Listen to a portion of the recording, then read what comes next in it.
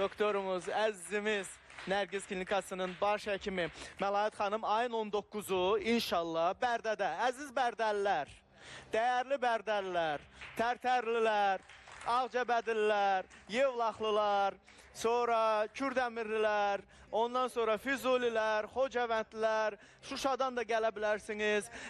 Ətraf rayonda yaşayanların hamısı ayın 19-unda sizi Bərdədə Logos Psixoloji Mərkəzdə gözləyirik. Məlahət xanım gəlir, komandası gəlir. Mədə bağırsaq probleminizdir, öd qaraciyər probleminizdir, dəri probleminizdir, saç tökülmə probleminizdir, qurt xəstəlikləridir. Nə ilə bağlı gəlsəniz, maşallah olsun, mədə bağırsaq birinci dedim elə.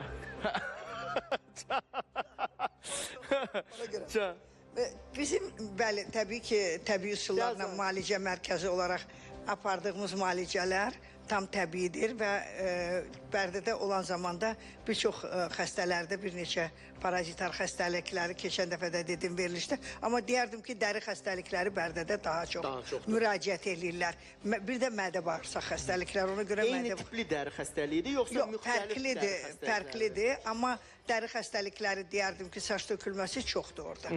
Yəni müraciət edənlərin, məsələn, mən özüm müayinənin sonunda çox güman ki, bunlar çoxu stres faktoru ola bilər. Bəli, o bölgədə müharibə zonası olduğuna görə, müharibədən sonra olan fəsadlar var, stres faktoru var. Dəridə liboy xəstəliyi, bəli, istənilən xəstəliyi yarada bilir. Çünki olan irsi faktor olanda da onu üzə çıxarmağa təkan verə bilir. Yəni istəsəməz təkan verir ona ki, çıxsın. Və mədə bağırsaq xoralarından da müraciət edən xəstələr var idi. Bəli, 12 barmaq bağırsağın xorası adətən stressdən yaranan problemlərdir. Bizim bu yoldaşlar gəldi, bəli, müayinələri aparıldı və orada askarit və enterobiyoz qurdu aşkarlandı və özünün şikayətinə görə dəfələrlə müalicə alıb. Burada mədə bağırsaq problemi, öd qaraciyər problemi də var. Köpdür, qəyirmədir, ürəkbulanmadır, belə narahatçılıqları da var. Biz müalicə hər tərəfli verəcəyik ona, istənilən vaxtı. İnşallah. Yəqin ki, sabah müraciət eləyər, gələr. Həmin müalicələr uğurlu aparılacaq. Mən əminəm ki, ora gəldisə, artıq müalicələri uğurlu gedəcəkdir. Belə xəstələr uzun müddət, bu qurt xəstəliklərini biz həmişə vurğuluyuruq. Böyük adamlardan qurt tez tökülür, yoxsa balacalardan? Onun fərqi yoxdur. Orqanizmdən asılı olaraq, müalicənin gedişindən asılı olaraq o tez təmizlənə də bilər. Baxın, parazitlər növləri var da.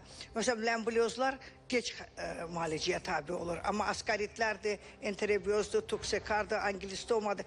Bu qurt növlərini 45 gün, bir ay müddətinə təmizləmək olur, müalicə olunur. Amma bəzən belə xəstələr var ki, orada yanaşı gedişli xəstəliklər var ki, mədə bağırsaq problemi var, öd qaraciyər. Məsələn, ləmbulya öd yolu, öd axarında seliyin miqdarı artdığı üçün uzun müddət qalanda xəstələrdə köpün, qəyirmənin, ürəkbulanmanın, qəbizliyin yaranmasına səbəb olur. Həmçinin də belə xəstələr uzun müddət müalicə almadıqda get-gedə allergik həssaslığın artması, dəri problemi, gecə tutma şəkilli, məsələn, belə yaşlı nəsildə ən çox gecə tutma şəkilli qaşınmaların olması müşahidə olunur ki, bu da parazitlər təmizləndikdən sonra tez bir müddətdə aradan qaldırmaq mümkündür. Təşəkkür edirəm Məlahət xanım. Buyurun, zəhmət olmasa.